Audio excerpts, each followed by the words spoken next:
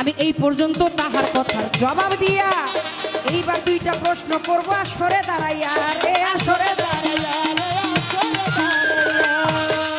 ওই আপনি বলেন বলেন বলেন কথা বলেন না খুলিয়া বলেন বলেন বলেন কথা বলেন না খুলিয়া খাজা বাবার জীবনী হইতে নিব যে জানিয়া আমি ছোট্ট দুইটা প্রশ্ন করব জীবনীটা ধরে জানি সুন্দর করে দাঁড়াইয়া বুঝাইবে সবারে আমি আস্তে ধীরে বলবো কথা ধইরা কথা না ফিরে যাও শুনে যার গোপন পিরিতি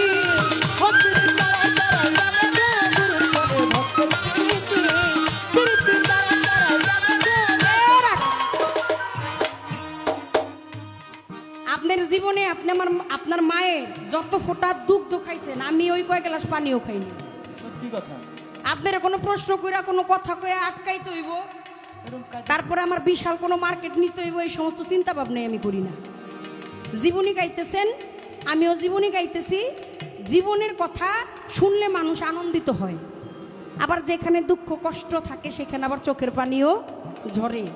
আমার শুধু আপনার কাছে জানতে চাওয়া দরকার, আপনি গান গাইতেছেন খাজা বাবা, আসলে কি তার নামটা খাজা বাবা কিনা? তার নাম হচ্ছে মঈনুদ্দিন চিশতি। খাজে খাজে গান কুল্লে খাজে গান, হ্যাঁ আতাই রাসুল বলে হিন্দের সুলতান হাসান সঞ্জরি, কিন্তু খাজা বাবা আসলে কি তার নাম খাজা বাবা কিনা? আর এই যে একটা ব্যবস্থা, আপনার ভারতে একজন কবি আছে তার নাম হয়েছে স্বামী বিবেকানন্দ, জানেন আপনারা? এর নামটা হয়েছে স্বামী বিবেকানন্দ। আরে মায়ও স্বামী কয়, এর বাবাও স্বামী কয়, এর বইনেও স্বামী কয়, তাও কয়, মা ওইও কয়, বিয়াই কয়, সবাই কয়। এর নামটা হলো স্বামী বিবেকানন্দ। এই যে খাজা বাবা, এই যে নামকরণ হইল, আমার একটু জানার দরকার যে খাজা বাবার যে দুজন স্ত্রী ছিলেন জীবন দশায়, এই খাজা বাবার স্ত্রী গণরা তাকে কি বলতেন? আচ্ছা কথাটা এখানে আমি পরিষ্কার করেই দিই। খাজা বাবার যিনি গুরু ছিলেন, ওই যে নিজের থেকে একটা সন্তান দান করেছিলেন, সেই দিন বলছিল যে একটা সন্তান তোমাকে এক মুখে বাবা ডাকতো, আমি আজকে এই সন্তান তোমার এত বড় ত্যাগের কারণে তোমাকে আমি আমার পাক জবানে দোয়া করে দিলাম, সারা বিশ্বের আদম সন্তান তোমার বাবা ডাকবে। এখানে কিন্তু বড় ভাই উভয় সংকট।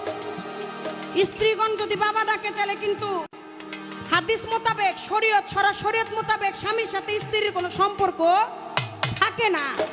আর গুরু বাক্য শিরোধার্য, গুরু দিয়েছেন এইবার আদম সন্তান, তাহলে তার স্ত্রীগণরা কি আদম সন্তানের মধ্যে পড়ে নাকি পড়ে না? আপনি যদি কোন বাবা ডাকে, তাহলে খাজা বাবা কোন আইনে কোন বিধি বিধানে তাদের দুইজনকে নিয়ে সংসার করেছেন? শুধু সংসারই করে নাই, মাথার উপরে দুইজনের মাজারটা করে রাখছে।